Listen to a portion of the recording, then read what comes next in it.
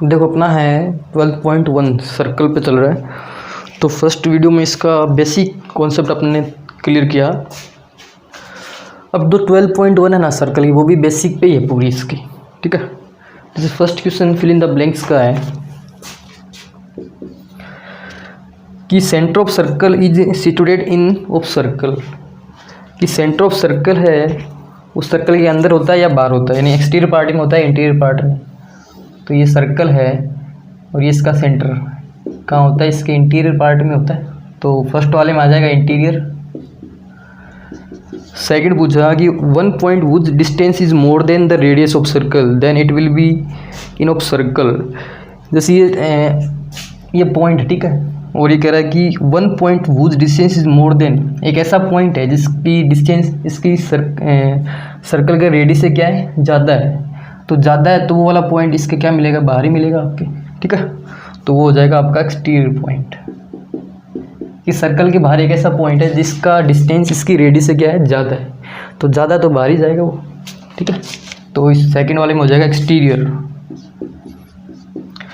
Third कह रहा है the longest code of circle, circle की लॉन्गेस्ट कोड, तो जो कोड्स इसके सेंटर से जाती है, डायमीटर, ठीक है। तो थर्ड वाले में हो जाएगा आपका डायमीटर। डायमीटर सबसे लॉन्गेस्ट। उसके बाद में आपका है 4 कि an arc is when its end are ends of diameter of circle, एक ऐसी आर्क जिसका एंड मतलब दोनों ओर का जो पॉइंट है ये वाला, ये कहाँ पे मिल रहे हैं, उसके डायमीटर मिल रहे हैं। तो देखो जैसे कोई भी ये सर्कल है और ये इसकी आर्क मान लेते हैं अपन, ठीक है, ये इसका सेंटर है।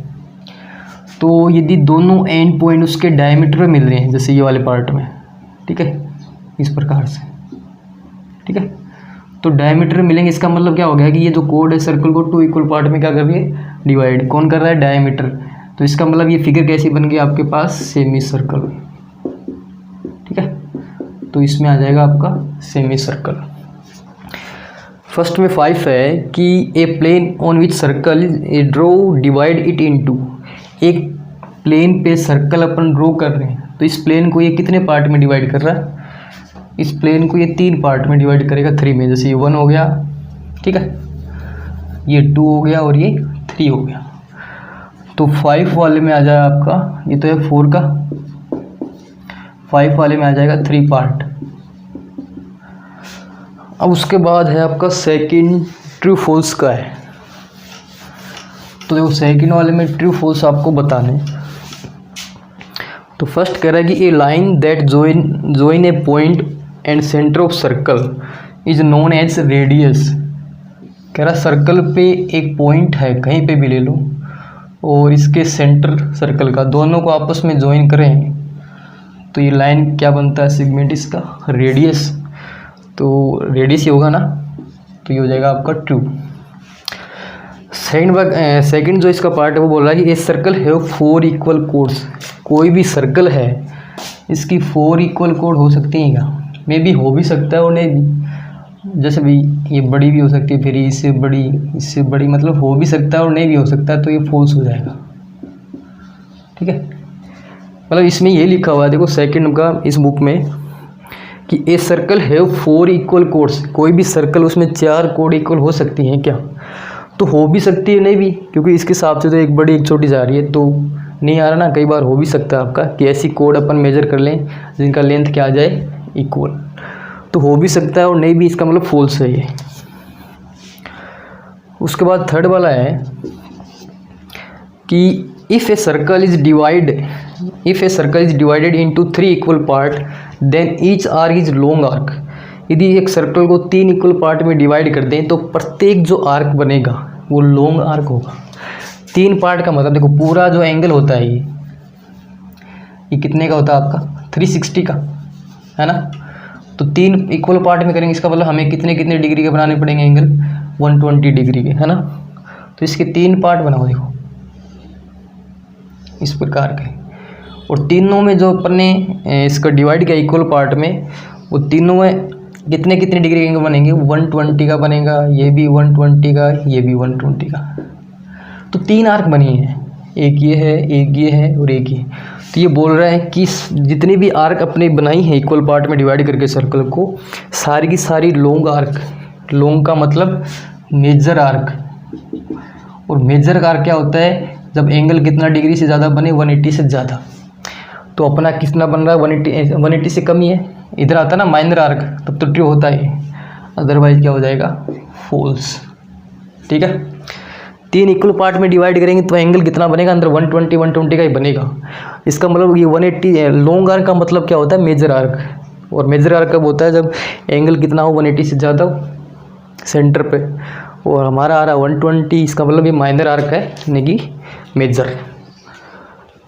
तो ये हो गया आपका 3 वाला। अब देखो उसके बाद में है 4 वाला क्वेश्चन। तो बोल रहा है कि कोड of a circle whose length is double of its radius is known as diameter of circle. एक ऐसा कोड जिसकी लेंथ इसकी रेडियस से डबल है, तो वो क्या कहलाता है, डायमीटर कहलाता है आपका, है ना, रेडियस का डबल। इसका मतलब ये ट्रू हो जाएगा, यानी कि 4 वाला। 5 वाला कह रहा है circle is a plane shaped figure. Circle एक प्लेन शेप्ड फिगर है, तो ये ट्रू है।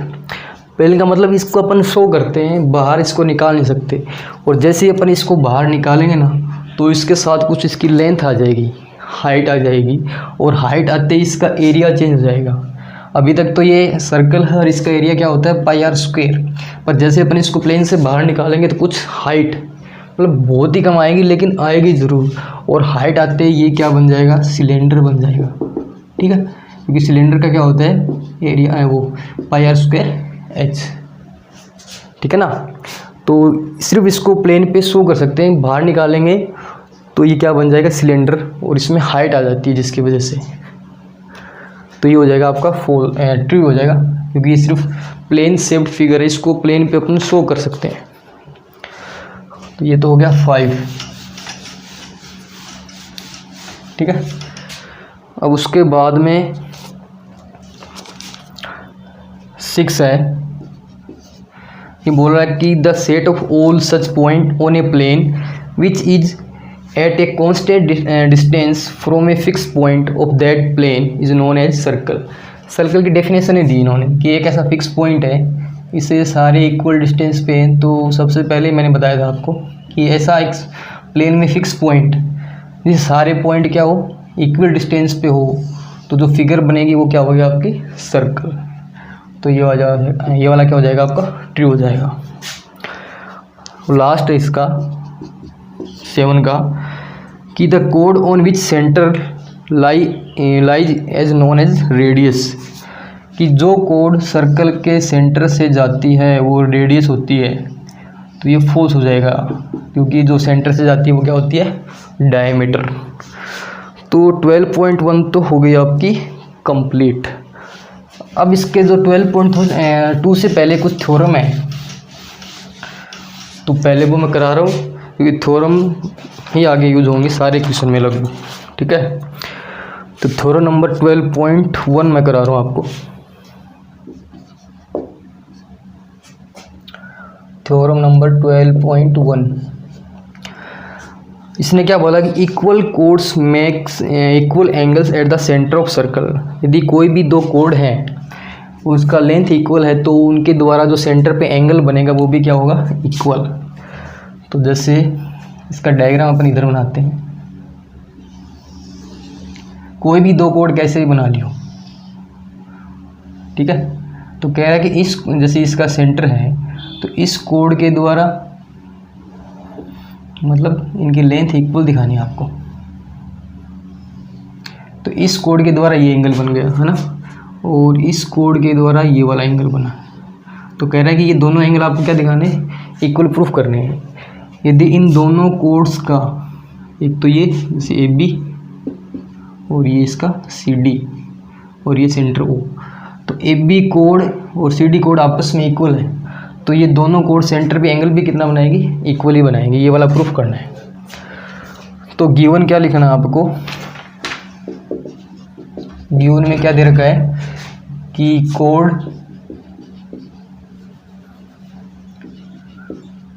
Code A B equal to code C D, ये गिवन है। और प्रूव क्या करना है, जैसे इसको एंगल 1 बोल देते हैं, इसको एंगल 2 बोल देते हैं, कि एंगल 1 इक्वल टू क्या प्रूफ करना है, एंगल 2। ठीक है, अब देखो प्रूफ।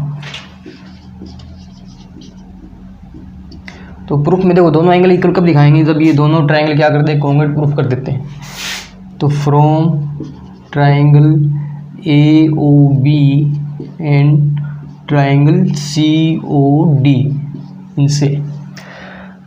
ठीक है, अब ए ओ बी और सी ओ डी इन दोनों को कॉन्ग्रुएंट प्रूफ करना है। तो एक तो अपन लिख सकते हैं कि A B equal to C D, ये गिवन है। ठीक है, ए बी इक्वल टू क्या हो जाएगा, सी डी। दूसरा, ये इनकी रेडियस ही है ना, ए ओ बी ओ। तो जैसे ए ओ बराबर हो जाएगा डी ओ, बी ओ बराबर हो जाएगा सी ओ, यानी कि बी ओ इक्वल टू सी ओ। क्यों है, ये रेडियस है सर्कल की और इक्वल होती है। इसी प्रकार ए ओ इक्वल टू लिख सकते हैं डी ओ, ये भी क्या है, रेडियस। तो कौन सा रूल लग गया, ट्रिपल ए, यानी बाई ट्रिपल ए रूल। ठीक है, ट्रिपल ए रूल्स, ये rule triangle A O B congruent हो गया ट्रायंगल सी ओ टी। अब जो प्रूफ करना है direct, angle 1 equal to angle 2 by C P C T. ठीक है, कॉन्ग्रुएंट प्रूफ करने के बाद इसका मतलब इनके सारे एंगल सारे साइड आपस में क्या हो जाएंगे, इक्वल। तो कॉन्ग्रुएंट प्रूफ करने के बाद में जो आपको प्रूफ करा रहा है वो डायरेक्ट लिखो। तो ये तो हो गया आपका फर्स्ट 12.1। ठीक है, अब उसके बाद में है आपका 12.2। तो डायग्राम सेम ही रखना, 12.2 में भी जैसे ही बनेगा। अब इसका कन्वर्ज है, यानी कि कन्वर्ज ऑफ थ्योरम 12.1। ये कह रहा है कि द एंगल मेड बाय कोड आर इक्वल, कि यदि ये कोड है ना, सेंटर पे एंगल क्या बना रही है, इक्वल, तो इनका लेंथ आपस में क्या आएगा, इक्वल। तो इस बार हमें क्या गिवन है कि एंगल 1 है वो किसके इक्वल है, एंगल 2 के, ये तो गिवन है। ठीक है, और टू प्रूव करना है क्या, कि A B equal to C D, इनका लेंथ इक्वल प्रूफ करना है।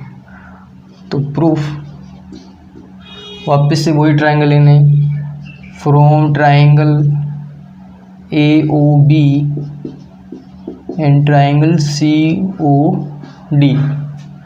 ठीक है, अब दोनों ट्रायंगल कॉन्ग्रुएंट प्रूफ करना है। तो एक तो अपन लिख सकते हैं कि एंगल 1 है वो एंगल 2 के बराबर, क्योंकि ये गिवन है। ठीक है, दूसरा वही कि जो बी ओ है वो सी ओ के बराबर, क्योंकि रेडियस है ये। ठीक है, और ए ओ इक्वल टू क्या लिख सकते हैं अपन, डी ओ, ये भी क्या है, रेडियस।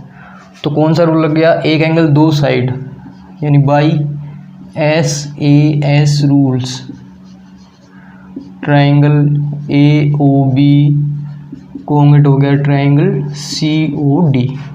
अब जो प्रूफ करना है वो डायरेक्ट क्या लिखना है, A B equal to C D by C P C T.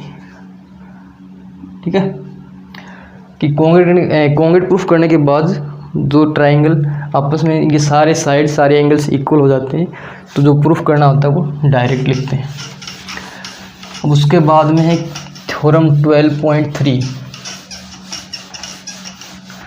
ठीक है, तो थ्योरम देखो 12.3 इंपॉर्टेंट है। ये बोल रहा है कि perpendicular draw from the centre of circle bisect the code, कि जैसे ये सर्कल है अपना, ठीक है, ये इसका सेंटर है। तो कह रहा है यदि सेंटर से मैं इस कोड पे क्या डालता हूँ, परपेंडिकुलर, यानी कि 90 डिग्री, तो ये परपेंडिकुलर ये डालेंगे ना सेंटर से इस कोड पे परपेंडिकुलर, तो ये इसको 2 इक्वल पार्ट में क्या करेगा, डिवाइड करेगा। तो ये ओ हो गया, ये ए, ये बी और ये पॉइंट लेते हैं सी। ठीक है, यानी ये क्या हो रहा है, यदि सेंटर से मैं इस अपोजिट कोड पे परपेंडिकुलर ड्रॉ करूँगा तो ये सेंटर इस कोड को दो इक्वल पार्ट में क्या करेगा, डिवाइड। ये वाला आपको प्रूफ करना है। तो उसके लिए क्या करें, इस ओ को ए से ज्वाइन कर दियो। ठीक है, ओ को बी से। अब ये दोनों ट्रायंगल लेने हैं और इनको क्या दिखाना है, कॉन्ग्रुएंट प्रूफ करना है। तो गिवन क्या है अपने पास गिवन है कि यदि मैं ये दिया ना परपेंडिकुलर, तो ओ एम परपेंडिकुलर किस में, सॉरी ओ सी किस पे परपेंडिकुलर है, ए बी पे। ये तो गिवन है। और दूसरा ए बी क्या है, ए बी कोड है। ठीक है, अब प्रूव क्या करना है, इसमें प्रूव करना है कि A C equal to B C. तो उसके लिए अपन ने कंस्ट्रक्शन किया है कि join O A and O B. ठीक है, अब देखो proof, from triangle A O C and triangles B O C, दोनों को अगर प्रूफ करो तो ए ओ इक्वल टू लिख सकते हैं बी ओ, क्योंकि रेडियस है। ठीक है, और ओ सी इक्वल टू ओ सी, ये क्या आ रहा है, कॉमन। ठीक है, और एक और देखो इसमें क्या आ रहा है, एंगल 99 डिग्री की ये आपके पास आ रहे हैं, ये परपेंडिकुलर है। तो ये वाला 1 और ये भी 2, दोनों 90 डिग्री के। तो 1 इक्वल टू 2। ठीक है, 90 डिग्री का ये गिवन है। ओ सी किस पे परपेंडिकुलर है, ए बी पे। तो कौन सा रूल लग गया, बाई एस ए एस, ये बोल सकते हो, या फिर RHS rules, triangle AOC and triangle BOC दोनों क्या हो जाएंगे, कॉन्ग्रुएंट। अब जो प्रूफ करना है वो डायरेक्ट लिखो कि AC इक्वल टू क्या हो जाएगा, BC बाई CP CT। तो 3 थ्योरम आपकी कंप्लीट हो चुकी है। ठीक है।